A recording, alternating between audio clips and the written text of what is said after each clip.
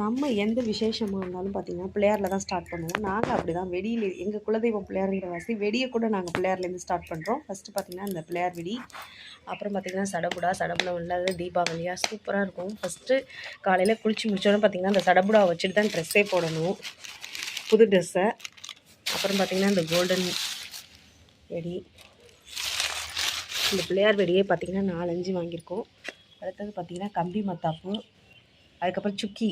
இப்போ குழந்தைங்களுக்காக நிறைய அந்த கார்ட்டூன் பொம்மைஸ்லாம் கூட வருது. அப்புறம் பார்த்திங்கன்னா 7 ஷாட்ஸ். அப்புறம் பார்த்திங்கன்னா இந்த கோல்டன் கலரில் பெருசாக இருக்குது இந்த வெடி, டிஃப்ரெண்ட்டாக இருக்குது. நாங்கள் சின்ன வயசாக இருக்கும்போது பார்த்திங்கன்னா இந்த கலர் வெடி தான் ரொம்ப ஃபேமஸாக இருக்கும். இது அந்த காலத்துலேருந்தே இருக்குது இந்த கலர் வெடி. வெடிக்கிறதுக்கு அப்போல்லாம் ரொம்ப ஆசைப்படுவோம்.